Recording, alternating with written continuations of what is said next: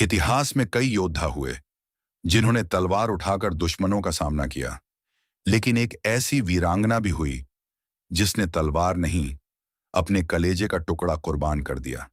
एक मां जिसके सामने दो बच्चे थे, एक उसका अपना बेटा और दूसरा मेवाड़ का भविष्य, और उस मां ने अपने बेटे को मौत की ओर भेज दिया ताकि राज्य, राजवंश और आने वाली पीढ़ियां बच सकें।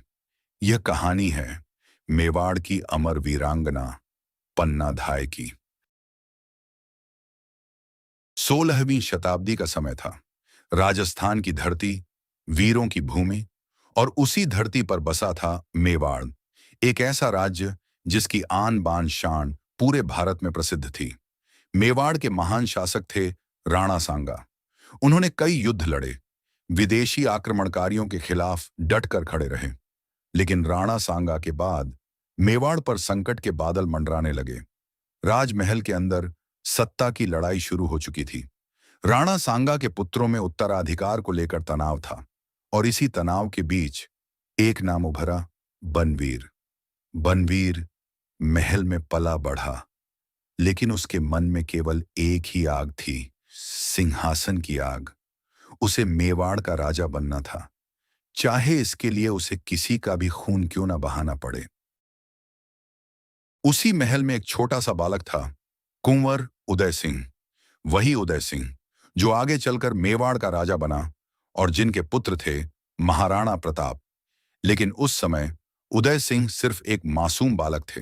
उनकी देखभाल की जिम्मेदारी थी एक निष्ठावान, साहसी और ममतामयी धाय मां पर, पन्ना धाय।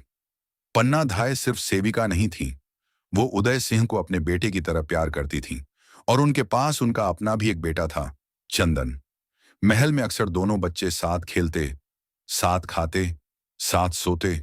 किसे पता था कि एक रात आएगी जब एक मां को फैसला करना होगा, राजधर्म या मातृत्व। समय बीतता गया और बनवीर की महत्वाकांक्षा बढ़ती गई। उसने तय कर लिया था, अगर उसे सिंहासन चाहिए तो रास्ते के हर कांटे को हटाना होगा। पहले उसने सत्ता पर कब्जा करने की योजना बनाई, फिर उसने एक एक करके विरोधियों को खत्म करना शुरू किया, और आखिरकार उसकी नजर पड़ी उस मासूम बालक पर जो मेवाड़ का असली उत्तराधिकारी था, उदय सिंह। अगर उदय सिंह जिंदा रहते तो बनवीर कभी राजा नहीं बन सकता था। इसलिए उसने फैसला किया, आज रात उदय सिंह मारा जाएगा। रात गहरी हो चुकी थी। महल की दीवारें शांत थीं, लेकिन उस सन्नाटे में मौत कदम रख चुकी थी। पन्ना धाय को खबर मिली, बनवीर तलवार लेकर उदय सिंह को मारने आ रहा है। एक पल के लिए उनकी सांसें थम गईं। कमरे में दो बच्चे सो रहे थे, एक मेवाड़ का वारिस, दूसरा उनका अपना बेटा। समय बहुत कम था। बाहर से कदमों की आहट तेज होती जा रही थी, और तभी पन्ना धाय ने वो फैसला लिया जिसे सुनकर आज भी इतिहास कांप उठता है। उन्होंने उदय सिंह को एक टोकरी में छिपाया, उसे कपड़ों और पत्तों से ढक दिया, और अपने विश्वस्त सेवक को कहा, इसे तुरंत यहां से दूर ले जाओ, किसी भी कीमत पर इसे बचाना है। फिर उन्होंने अपने बेटे चंदन को उदय सिंह के बिस्तर पर सुला दिया। सोचिए, एक मां जानती है कि अगले ही पल उसका अपना लाल मौत के मुंह में जाने वाला है, लेकिन उसके चेहरे पर आंसू नहीं, क्योंकि उस रात वो सिर्फ मां नहीं, मेवाड़ की रक्षक थी।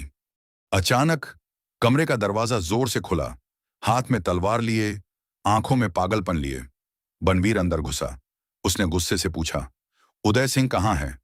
पन्ना धाय चुप रही। बनवीर ने बिस्तर की ओर देखा, जहां एक बच्चा सो रहा था। बिना कुछ सोचे, बिना पहचान किए, उसने अपनी तलवार उठाई और एक ही वार में उस मासूम का सिर धड़ से अलग कर दिया। वो बच्चा उदय सिंह नहीं था, वो था पन्ना धाय का अपना बेटा, चंदन। कमरे में खून बह रहा था, लेकिन पन्ना धाय पत्थर बनकर खड़ी रही। न चीख, न विलाप, न आंसू, क्योंकि अगर उस पल उनकी आंखों से एक भी आंसू निकल जाता तो बनवीर को शक हो जाता और उदय सिंह भी मारे जाते। इतिहास गवाह है, शायद ही किसी मां ने अपने जिगर के टुकड़े को यूं मरते देखा हो, और फिर भी राजधर्म के लिए मौन खड़ी रही हो। उधर उदय सिंह को टोकरी में छिपाकर महल से बाहर निकाल लिया गया। पन्ना धाय भी कुछ समय बाद अपने बेटे के शव को छोड़कर उदय सिंह के पीछे निकल पड़ी। उन्होंने जंगलों, पहाड़ों, खतरनाक रास्तों से गुजरते हुए उदय सिंह को सुरक्षित स्थानों पर छिपाया। कई दिनों तक भूख, प्यास, डर और खतरे के बीच वो केवल एक ही लक्ष्य लेकर चलती रहीं, मेवाड़ का असली वारिस जिंदा रहना चाहिए। आखिरकार उदय सिंह सुरक्षित बच गए। समय बीता और वही बालक आगे चलकर बना महाराणा उदय सिंह द्वितीय, और फिर उन्हीं के घर जन्म हुआ भारत के महानतम योद्धाओं में से एक, महाराणा प्रताप का। सोचिए, अगर उस रात पन्ना धाय अपना बलिदान न देती तो शायद इतिहास में महाराणा प्रताप का नाम भी न होता। पन्ना धाय ने क्या खोया? उन्होंने अपना बेटा खोया, अपना मातृत्व रोका, अपना दर्द छुपाया, लेकिन बदले में उन्होंने क्या बचाया? एक बालक नहीं, पूरा मेवाड़। एक राजवंश नहीं, भारत का गौरव। इसलिए इतिहास में जहां वीरों की तलवारें चमकती हैं, वहीं एक मां की मौन कुर्बानी भी अमर है। पन्ना धाय ने साबित कर दिया, वीरता केवल रणभूमि में नहीं होती। कभी कभी सबसे बड़ा युद्ध एक मां अपने दिल के अंदर लड़ती है। आज भी जब भारत की महान माताओं का नाम लिया जाता है तो सबसे पहले याद आती है पन्ना धाय, एक ऐसी मां जिसने अपने बेटे को खोकर पूरे इतिहास को बचा लिया। अगर पन्ना धाय न होती तो शायद मेवाड़ की कहानी अधूरी रह जाती, और इसलिए उनका बलिदान सिर्फ एक कहानी नहीं, भारत की आत्मा है।